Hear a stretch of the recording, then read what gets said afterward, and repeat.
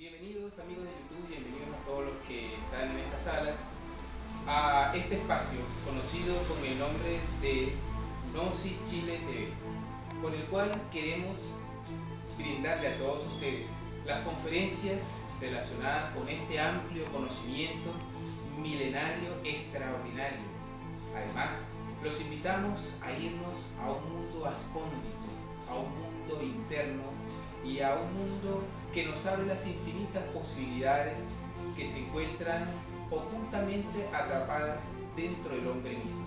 Por eso, sean todos ustedes partícipes de este curso que tiene 23 conferencias con las cuales vamos a tratar de explicar, de indagar y de investigar sobre los aspectos de la gnosis.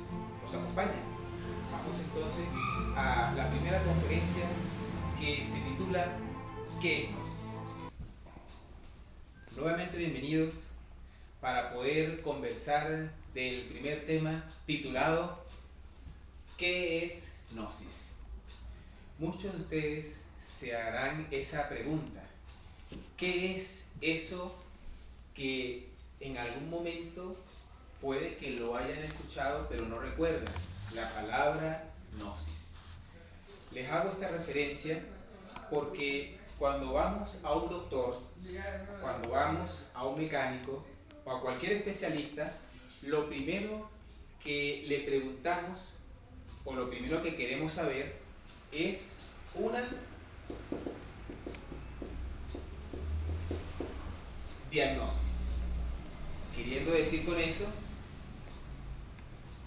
que se encuentra implícitamente la palabra gnosis. Por eso continuamos con nuestra interrogante. En este viaje que ustedes con nosotros vamos a hacer, es importante que tengamos definido qué es gnosis. Pero al final de esta conferencia verán ustedes que faltará mucho tiempo para que nosotros podamos descifrar en verdad el significado profundo de esta palabra. Sin embargo, comencemos por saber su origen.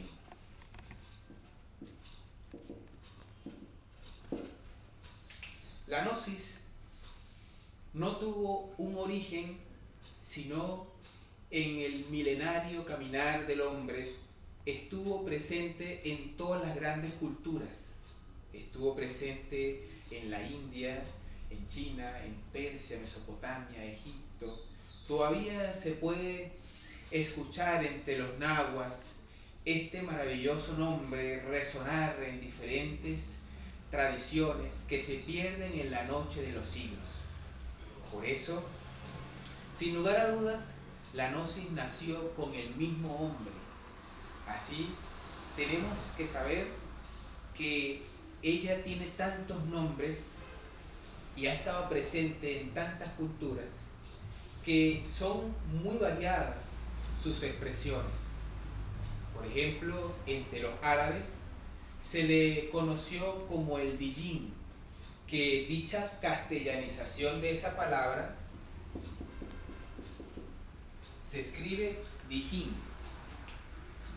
Así también entre los hindúes se le llamó el Jnana Yoga, el conocimiento interior. Así también entre diferentes culturas tuvo otro nombre.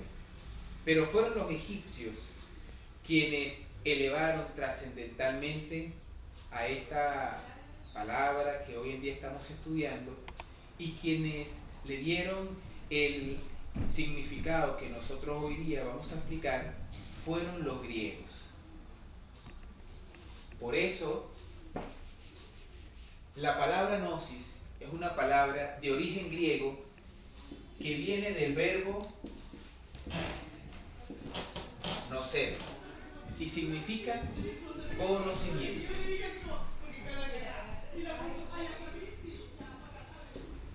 Así entonces, el conocimiento que nosotros tenemos para ganarnos la vida, el conocimiento que tenemos para poder desarrollar aspectos técnicos, nada tiene que ver con este conocimiento que es algo trascendental, algo místico, algo que va más allá de las mismas fronteras del razonamiento y de todos los conceptos que hasta ahora tenemos los seres humanos, incluso hasta de nosotros mismos.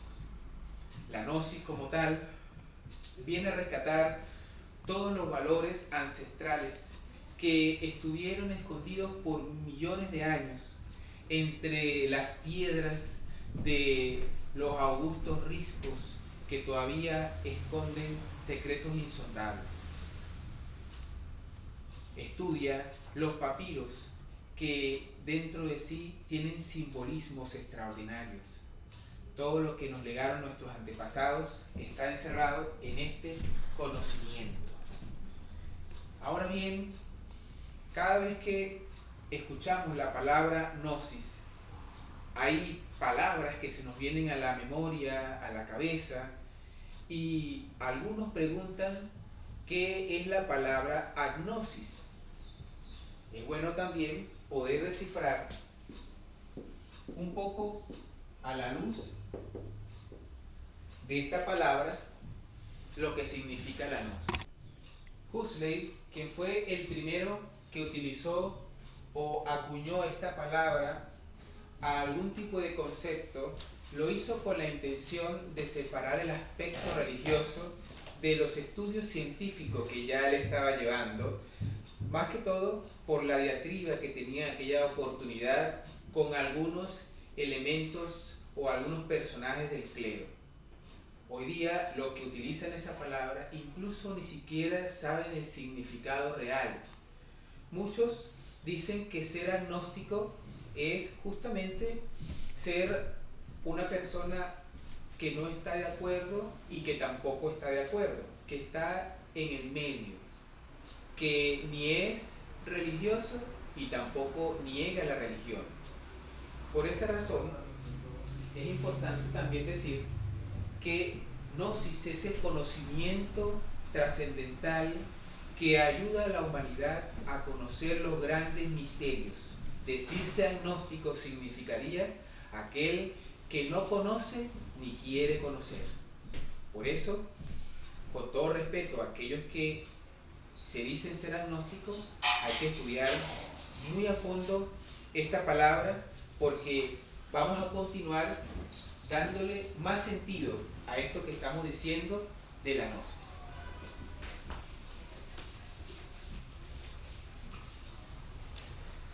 Se dice también que es un conocimiento perenne y universal, porque se encuentra en todo el globo terráqueo y ha estado presente en todas las culturas perennemente, constantemente, renovándose cada día. Así también se dice que es un funcionalismo muy natural de la conciencia, queriendo decir con esto que el hombre mismo tiene la gnosis, él nació con ella, es aquel folleto, aquel instructivo que todos quisieran tener al nacer para poder saber cuál es el motivo de nuestra existencia. Así entonces, lo único que necesitamos es conocer las herramientas, los elementos básicos para el despertar de la conciencia, para de allí extraer ese conocimiento. A eso se le llama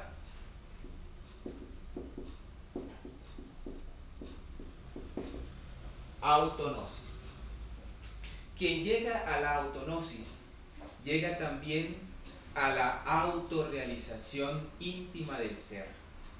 Compréndase y entiéndase por autorrealización íntima del ser el desarrollo de todas las facultades internas y posibilidades extraordinarias que tiene el ser humano.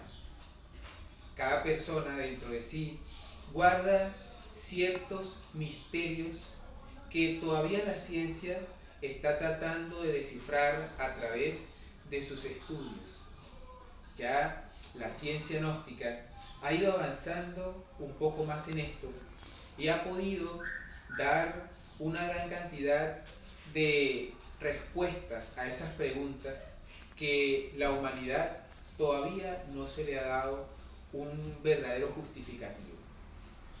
Por eso decimos que la gnosis, además de ser científica, también es artística, filosófica y religiosa. ¿Qué queremos decir con esto? Que se sustenta ese conocimiento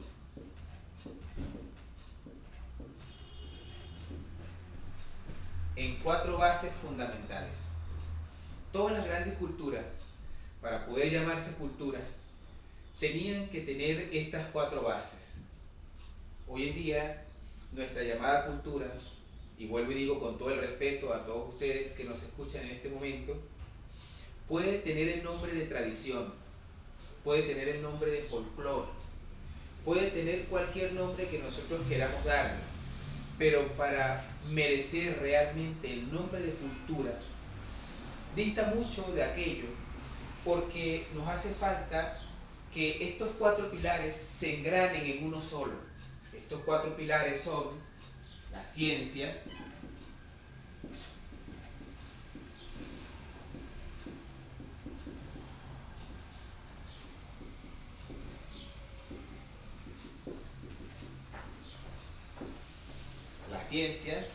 el arte, la filosofía y la religión.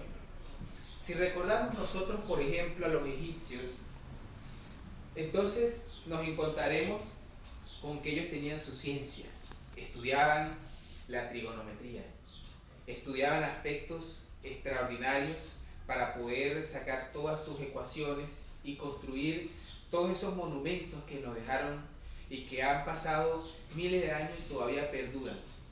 Así también tenían su arte, tenían su filosofía y tenían su religión.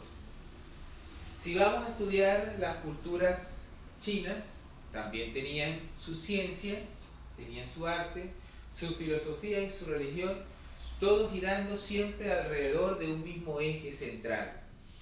Ninguna se atrevía a contradecir a la otra. Por esa razón, todavía no había caído la lira de Orfeo hecha pedazos en el templo y los valores de la humanidad permanecían incólumes. Hoy día, la ciencia está siempre en diatriba con la religión. Cuando la ciencia dice que el hombre viene del mono, la religión dice que el hombre viene por el Génesis de Adán y de Eva. Cuando la ciencia da un postulado o una teoría de que comenzó el universo por medio del Big Bang, entonces la religión dice que todo comenzó por medio del Génesis con Adán y Eva.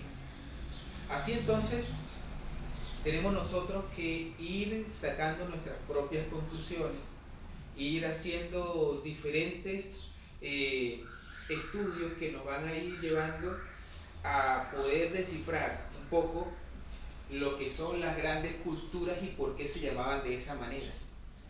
La gnosis, por ejemplo, es meramente científica porque estudia todos los fenómenos naturales y lo que llaman también fenómenos sobrenaturales a la luz de la mística y con respuestas meramente religiosas. ¿Qué quiere decir con esto? Que están unidas una de la otra. No pudiera el hombre explicar cómo pudiera darse los diferentes acontecimientos naturales si desconociera que, aparte de la tercera dimensión, existe la cuarta, la quinta y la sexta dimensión. No pudiera tampoco ningún personaje de ciencia, de realmente llamada ciencia en esta cultura que estamos planteando, poder hablar de algo si no tuviera bases de observación, y esa observación práctica la logra a través de los sentidos ocultos que el hombre tiene sin desarrollar, que convenientemente desarrollados le pueden proveer de lo que podría ser un aparato hoy en día para un científico de la ciencia convencional. Por ejemplo, una persona que desarrolla la clarividencia no solamente puede ver lo que está en el aura del universo, no solamente puede ver el pensamiento de las personas, lo que va a suceder en el futuro, sino también podría darle explicación a diferentes elementos que existen en el átomo, a diferentes elementos que existen en el mismo macrocosmos. De esa manera nos sugerimos como verdaderos científicos, como verdaderos amantes de la ciencia en el momento de practicar diferentes herramientas que vamos a entregar en este curso para convenientemente desarrollar estas facultades. Por otro lado, el arte tiene que ver con aprender a vivir, pero más allá de esto, todos los grandes sabios, nuestros antepasados, quisieron legarnos una sabiduría más allá de nuestro entendimiento. Sabían ellos que en el tiempo podía tergiversarse. Para evitar que esto sucediera, nos dejaron todos en clave, nos dejaron todos a través de símbolos, nos dejaron todo a través de signos. Así tenemos que, vamos a escribirlo mejor por acá, que la palabra signos es un anagrama de la misma palabra gnosis. Queriendo decir con esto que el que tiene la gnosis de los signos sabe lo que significa y puede comprender la sabiduría ancestral, lo que quisieron los antiguos dejarnos a nosotros los modernos. Sabían ellos que en el fin de esta raza, en el fin de los tiempos en donde nos estamos presentes, iban a acontecer diferentes eventos. En estos mismos necesitábamos nosotros tener algún tipo de tabla de salvación, necesitábamos nosotros tener algún tipo de código especial, y eso está presente hoy más que nunca en este conocimiento gnóstico que devela lo que quisieron dejarnos en las pirámides, lo que quisieron dejarnos en las pinturas y en las diferentes esculturas, que es la viva representación del arte regio de la naturaleza. Por otro lado, la filosofía. La filosofía es una palabra que viene también del griego filo, que quiere decir amigo o amante, y sofía,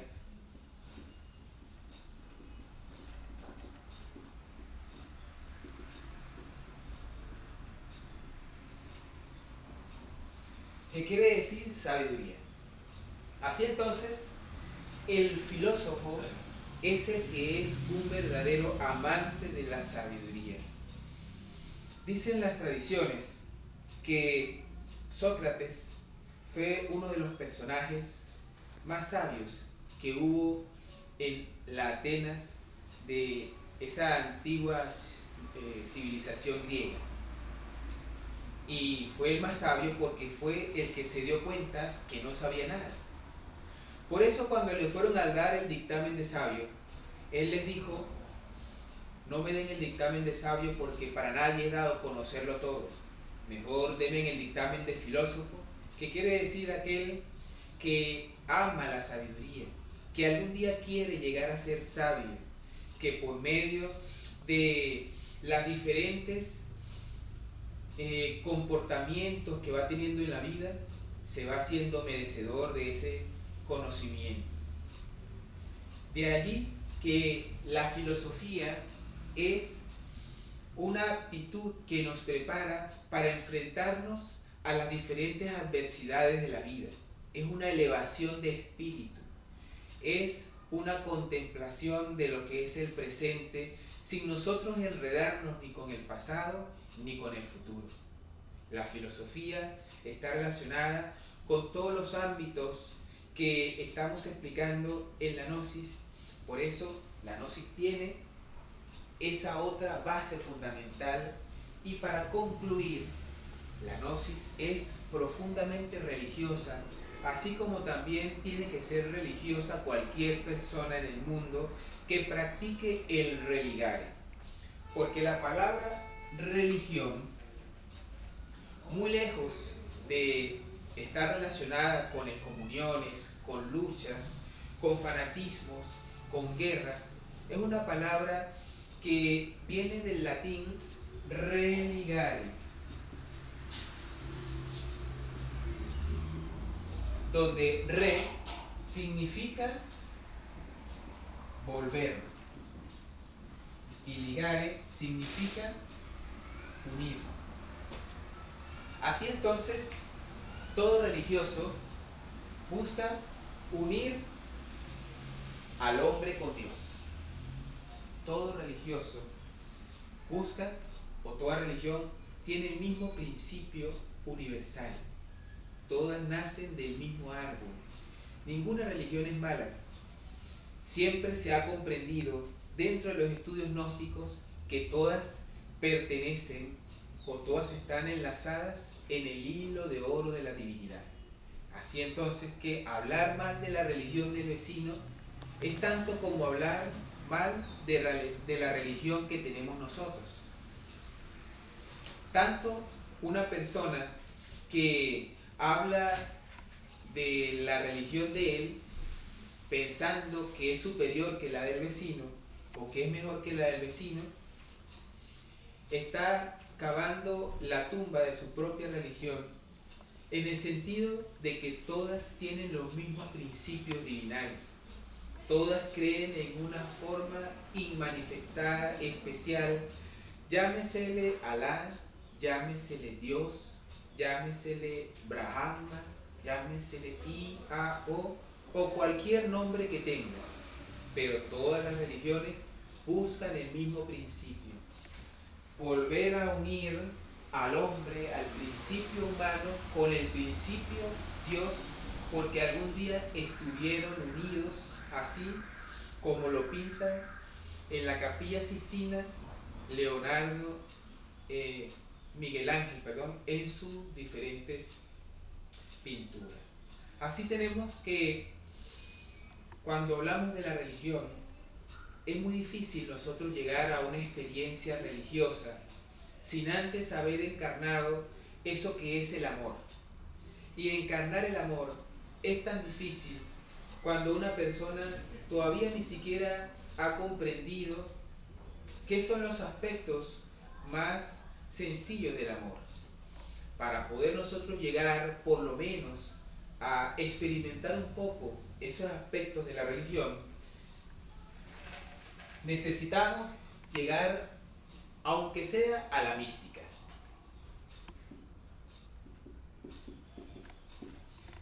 La mística es hacer lo que uno tiene que hacer con cariño, poniéndole devoción, poniéndole sabor, entusiasmo, dedicación. Ahí la persona se va a encontrar con ese aspecto que lo liga a la divinidad.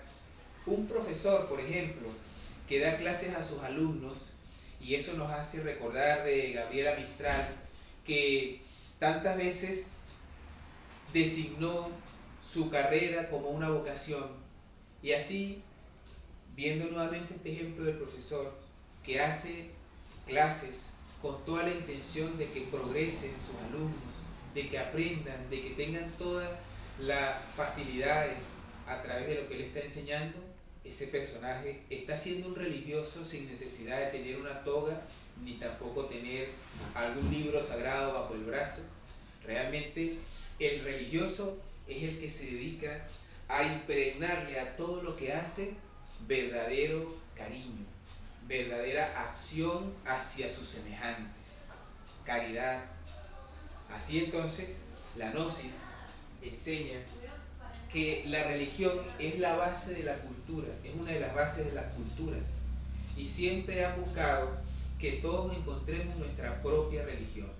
El que encuentra su propia religión se convierte entonces en una religión andante, y por eso los demás hombres que están a su alrededor hacen de él una estructura, hacen de eso que esa persona enseñó una organización, y es donde nacen las formas religiosas.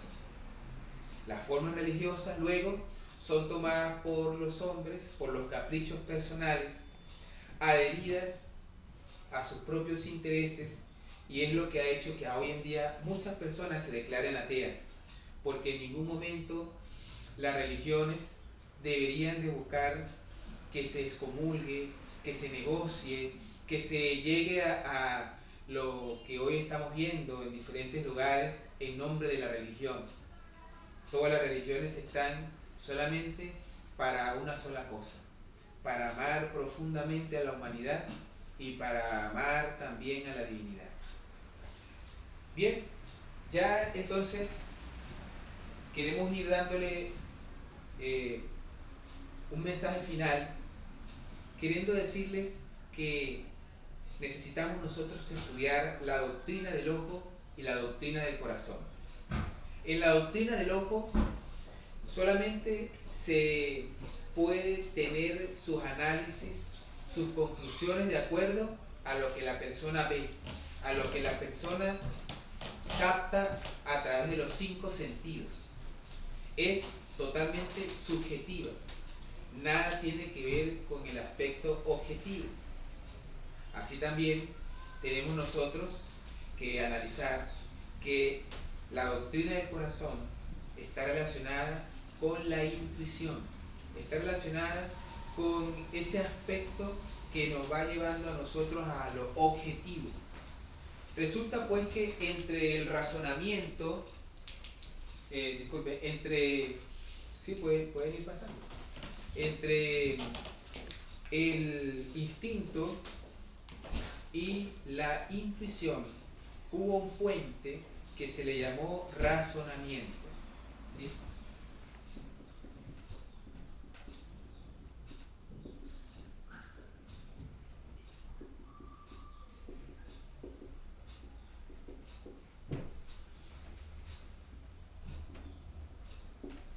La razón es ese aspecto que le permite a la persona analizar, dilucidar y sacar conclusiones con respecto a lo que otros autores han dicho o con respecto incluso a lo que ustedes están escuchando en este momento.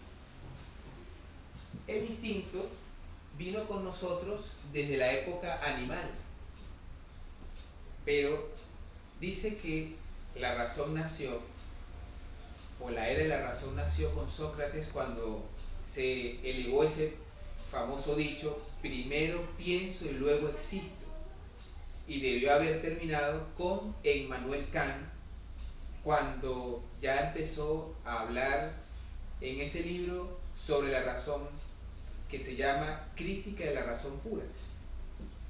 Hoy en día estamos nosotros en la era de la intuición, pero nos hemos aferrado más al razonamiento. El razonamiento hace que una persona sea dudosa, sea insegura, siempre esté aferrada a la ambigüedad, a lo que es o lo que no es, a los dualismos. Por eso, para poder vencer el proceso de la opción, se necesita que la persona desarrolle la intuición. La intuición nace de el eterno ahora y de la concentración en el corazón. Cuando la persona empieza a ser intuitiva, deja de razonar y empieza a estrecharse con aquello que está más allá del razonamiento, que es la verdad. Así entonces los invitamos a que nosotros dejemos por estas clases nuestras comparaciones, nuestros razonamientos, y nos dediquemos por lo menos a practicar un poco eso que está relacionado con el sentir, eso que está relacionado con el dejar de pensar, eso que está relacionado con poder expresar nuestra parte interior que corresponde al ser, que corresponde al íntimo, a lo que llaman también los hindustanes el purusha, que es lo que es real en nosotros.